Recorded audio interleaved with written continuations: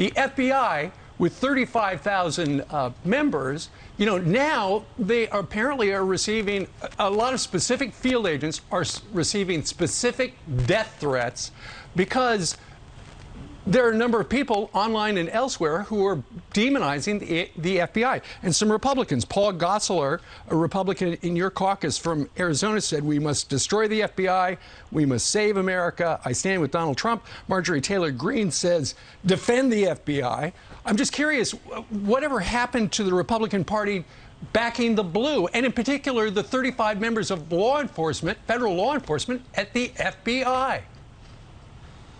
Yeah, and frankly, we're very strong supporters of law enforcement, and it concerns everybody if you see some agents go rogue, and if you see an agency that doesn't have the right checks and balances at the top. This is coming from the top. Who went rogue? They were following a search warrant. We want to find that out. We want to find that out, and that's why we're asking these questions, because, there were reports yesterday that Merrick Garland said he didn't even know about this raid. I don't know if anybody believes that, but he should be asked under oath if he knew about the raid prior to it happening.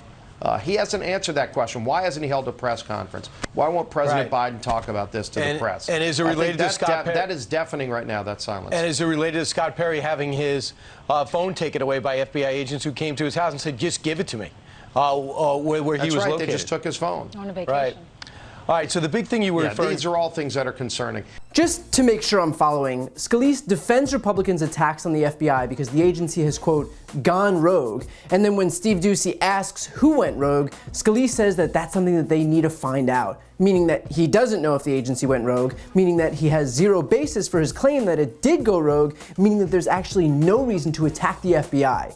This is nothing more than circular logic purposefully intended to obfuscate the facts. And there's another reason, beyond purposefully trying to confuse people, it is to once again legitimize violence as a political tool. When people like Steve Scalise come out here and push these BS talking points about a rogue agency, knowing full well the political climate that we're in, and knowing full well that there are already violent threats being hurled against judges and law enforcement officers and politicians, then what he's doing is effectively endorsing that very violence. You either take steps to set the record straight, or you're taking steps to further inflame tensions with disinformation. It is beyond clear which path Steve Scalise opted to take. And what makes that even worse is that Scalise himself was the victim of political violence. In 2017, he was among 5 people total shot during a congressional baseball game. If anyone should understand the importance of preventing this kind of behavior, it should be him. I'd say he learned nothing, but I actually think it's more insidious than that, because in reality, Republicans have learned something. They have learned that they can use violence as a means to an end.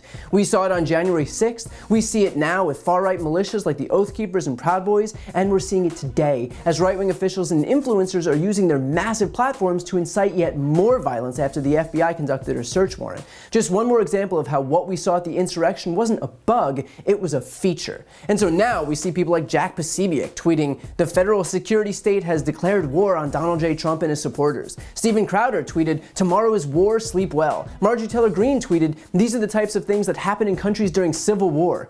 And in case you're sitting there thinking, well, sure, but nobody actually listens to these people, these are just a few provocateurs hyperventilating like they always do, consider the fact that just today, a gunman entered an FBI building in Cincinnati armed with a nail gun and an AR-15. He was ultimately killed in a shootout with police. That same gunman had been present at the Capitol on January 6th, and he had an account on Trump's social media platform Truth Social, where he posted after the FBI went to Mar-a-Lago, quote, "I am proposing war, be ready to kill the enemy, kill the FBI on sight, and be ready to take down other active enemies of the people and those who are trying to prevent you from doing it." And then today, during his encounter with police, he posted again, quote, "If you don't hear from me, it is true I tried attacking the FBI, and it'll mean either I was taken off the internet, the FBI got me, or they sent the regular cops wild," before the post ultimately cut off. And if you're thinking to yourself, hey, that rhetoric sounds awfully familiar to the rhetoric being proposed by those other prominent figures on the right, you'd be correct. These people know exactly what they're doing because they've done it before, and knowing that the rest of the GOP will simply run defense for them,